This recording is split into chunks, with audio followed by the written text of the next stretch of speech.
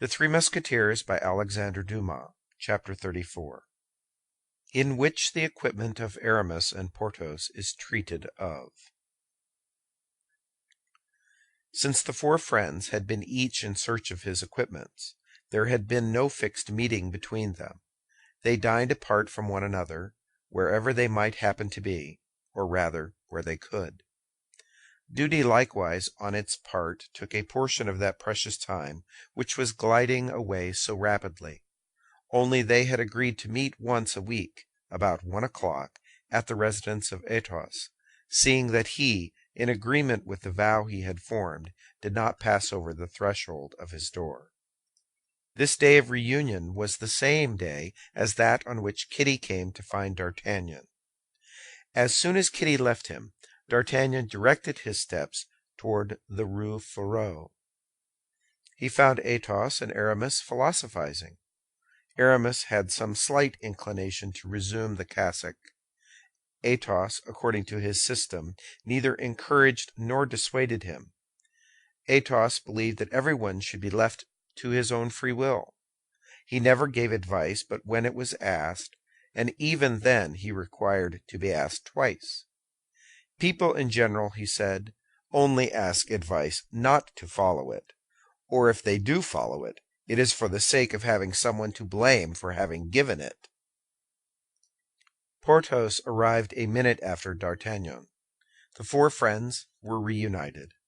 The four countenances expressed four different feelings: that of Porthos, tranquillity; that of D'Artagnan, hope; that of Aramis, uneasiness; that of Athos, carelessness.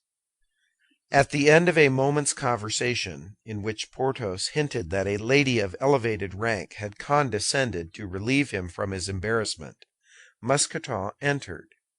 He came to request his master to return to his lodgings, where his presence was urgent, as he piteously said. "Is it my equipment?" "Yes and no," replied Mousqueton. "Well, but can't you speak?" "Come, monsieur." Porthos rose, saluted his friends, and followed Mousqueton. An instant after, Bazin made his appearance at the door. "What do you want with me, my friend?" said Aramis, with that mildness of language which was observable in him every time that his ideas were directed toward the church. "A man wishes to see monsieur at home," replied Bazin. "A man? What man?" "A mendicant. Give him alms, Bazin, and bid him pray for a poor sinner. This mendicant insists upon speaking to you, and pretends that you will be very glad to see him." "Has he sent no particular message for me?" "Yes." "If Monsieur Aramis hesitates to come," he said, "tell him I am from Tours." "From Tours!" cried Aramis. "1,000 pardons, gentlemen, but no doubt this man brings me the news I expected." And rising also, he went off at a quick pace. There remained Athos and D'Artagnan. "I believe these fellows have managed their business. What do you think, D'Artagnan?" said Athos. "I know that Porthos was in a fair way," replied D'Artagnan, "and as to Aramis, to tell you the truth, I have never been seriously uneasy on his account. But you, my dear Athos, you who so generously distributed the Englishman's pistoles, which were our legitimate property, what do you mean to do?" "I am satisfied with having killed that fellow, my boy, seeing that it is blessed bread to kill an Englishman. But if I had pocketed his pistoles, they would have weighed me down like a remorse. Go to, my dear Athos, you have truly inconceivable ideas. Let it pass. What do you think of Monsieur de Tréville telling me, when he did me the honor to call upon me yesterday, that you associated with the suspected English, whom the cardinal protects? That is to say, I visit an English woman, the one I named." Oh, the fair woman on whose account I give you advice which naturally you took care not to adopt? I gave you my reasons. Yes, you look there for your outfit, I think you said. Not at all. I have acquired certain knowledge that that woman was concerned in the abduction of Madame Bonacieux. Yes, I understand now. To find one woman, you court another. It is the longest road, but certainly the most amusing. D'Artagnan was on the point of telling Athos all, but one consideration restrained him. Athos was a gentleman, punctilious in points of honor, and there was a plan which our lover had devised for Milady. He was sure certain things that would not obtain the assent of this Puritan. He was therefore silent, and as Athos was the least inquisitive of any man on earth, D'Artagnan's confidence stopped there. We will therefore leave the two friends, who had nothing important to say to each other, and follow Aramis. Upon being informed that the person who wanted to speak to him came from Tours, we have seen with what rapidity the young man followed, or rather went before Bazin. He ran without stopping from the Rue Férou to the Rue Vaugirard. On entering, he found a man of short stature and intelligent eyes, but covered with rags. "You have asked for me?" said the Musketeer.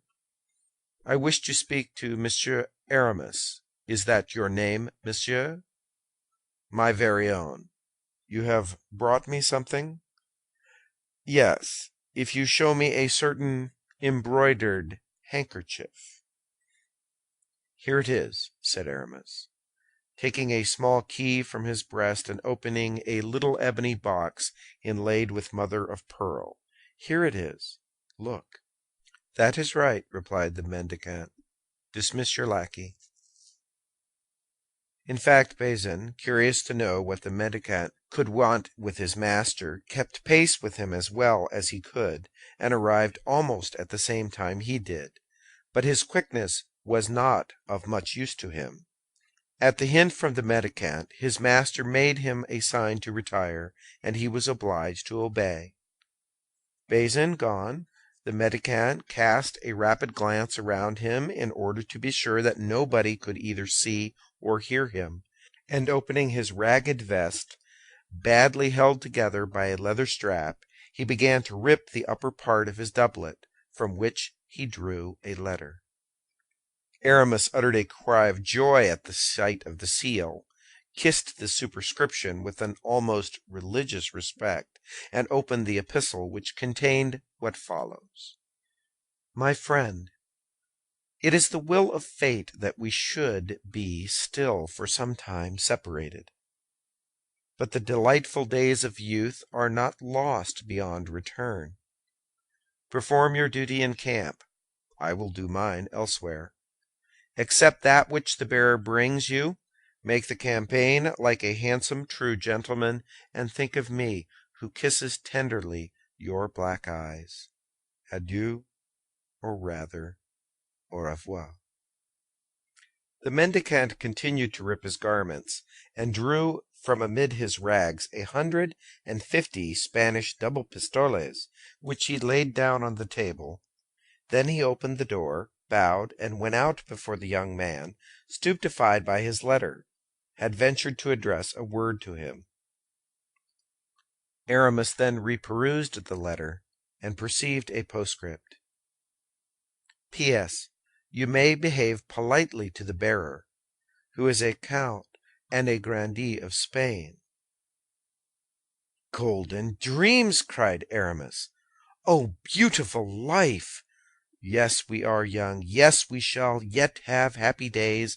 My love, my blood, my life, all are thine, my adored mistress." And he kissed the letter with passion, without even vouchsafing a look at the gold which sparkled on the table. Bazin scratched at the door, and as Aramis had no longer any reason to exclude him, he bade him come in. Bazin was stupefied at the sight of the gold, and forgot that he came to announce D'Artagnan, who, curious to know who the mendicant could be, came to Aramis on leaving Athos. Now, as D'Artagnan used no ceremony with Aramis, seeing that Bazin forgot to announce him, he announced himself. "The devil, my dear Aramis," said D'Artagnan. "If these are the prunes that are sent to you from Tours, I beg you will make my compliments to the gardener who gathers them." "You are mistaken, friend D'Artagnan," said Aramis, always on his guard. "This is from my publisher, who has just sent me the price of that poem in one-syllable verse which I began yonder." "Ah, indeed," said D'Artagnan. "Well, your publisher is very generous, my dear Aramis. That is all I can say." "How, monsieur?" cried Bazin. "A poem sell so dear as that? It is incredible. Oh, monsieur, you can write as much as you like. You may become equal to Monsieur de Voiture or Monsieur Benserade. I like that. A poet is as good as an abbé. Ah, Monsieur Aramis, become a poet, I beg of you." "Bazin, my friend," said Aramis, "I believe you meddle with my conversation." Bazin perceived he was wrong. He bowed and went out. "Ah," said D'Artagnan with a smile, "you sell your productions at their weight in gold.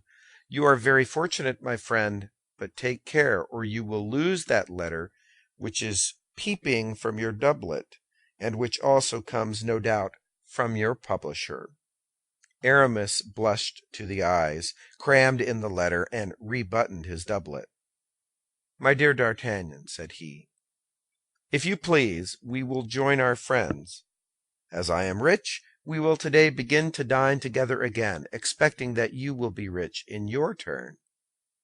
"My faith," said D'Artagnan, with great pleasure, "it is long since we have had a good dinner, and I, for my part, have a somewhat hazardous expedition for this evening, and I shall not be sorry, I confess, to fortify myself with a few glasses of good old Burgundy." "Agreed as to the old Burgundy. I have no objection to that," said Aramis, from whom the letter and the gold had removed, as if by magic, his ideas of conversation. And having put 3 or 4 double pistoles in his pocket to answer the needs of the moment, he placed the others in the ebony box, inlaid with mother of pearl, in which was the famous handkerchief which served him as a talisman. The two friends repaired to Athos's, and he, faithful to his vow of not going out, took upon him to order dinner to be brought to them. As he was perfectly acquainted with the details of gastronomy, D'Artagnan and Aramis made no objection to abandoning this important care to him. They went to find Porthos, and at the corner of the Rue Bac they met Mousqueton, who, with a most pitiful air, was driving before him a mule and a horse. D'Artagnan uttered a cry of surprise, which was not quite free from joy. "Ah, my yellow horse!" cried he. "Aramis, look at that horse!" "Oh, the frightful brute!" said Aramis. "Ah, my dear," replied D'Artagnan, "upon that very horse I came to Paris." "What, does monsieur know this horse?" said Mousqueton. "It is of an original color," said Aramis. "I never saw one with such a hide in my life." "I can well believe it," replied D'Artagnan. "And that is why I got 3 crowns for him." "It must have been for his hide, for, certes, the carcass is not worth 18 livres. But how did this horse come into your bands, Mousqueton?"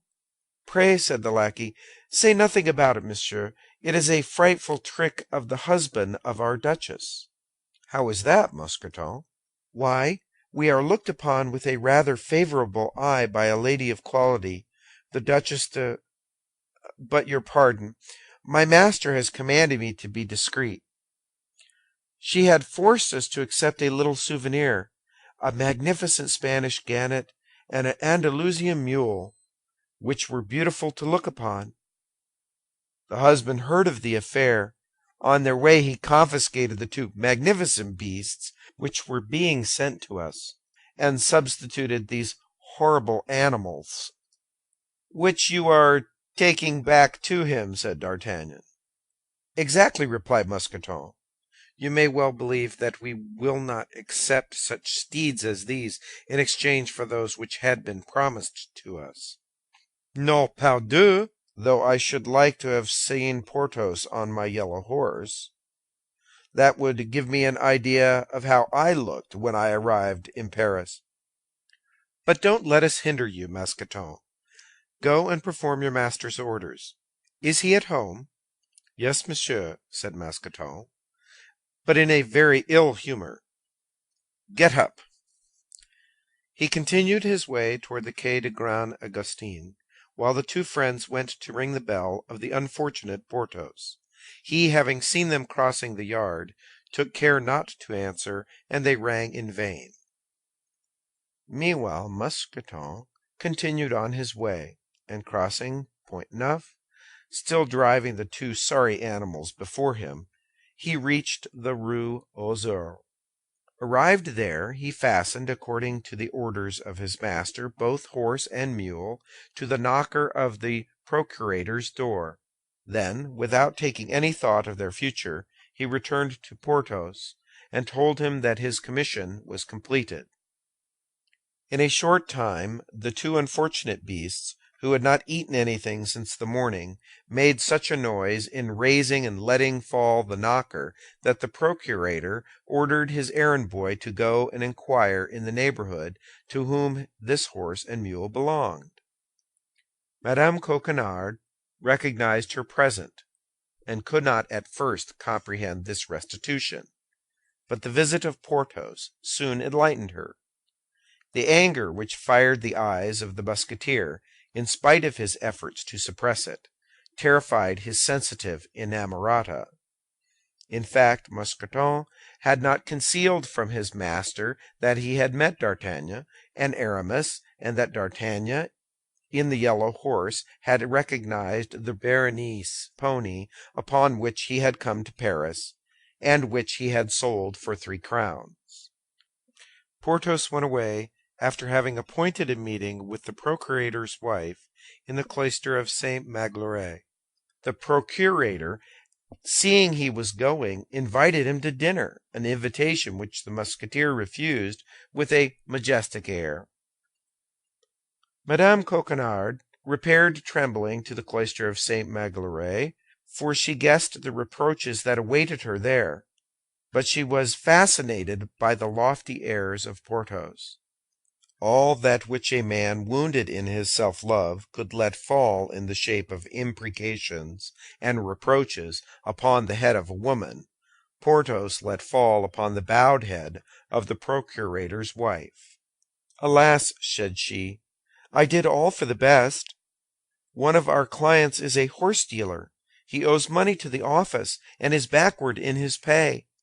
I took the mule and the horse for what he owed us. He assured me that they were 2 noble steeds.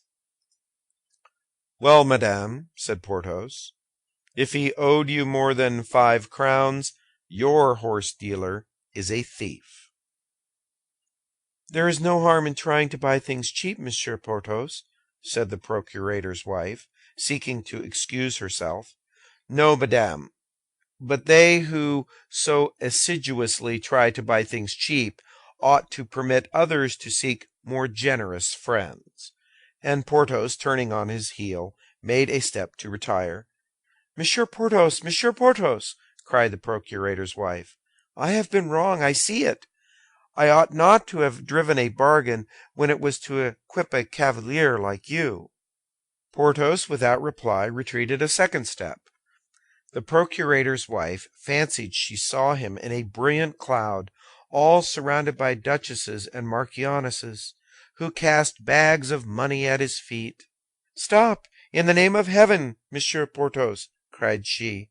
Stop, and let us talk. Talking with you brings me misfortune, said Porthos. But tell me, what do you ask? Nothing, for that amounts to the same thing as if I asked you for something. The procurator's wife hung upon the arm of Porthos, and in the violence of her grief she cried out, "Monsieur Porthos, I am ignorant of all such matters. How should I know what a horse is? How should I know what horse furniture is?" "You should have left it to me then, madame, who know what they are, but you wished to be frugal, and consequently to lend at usury."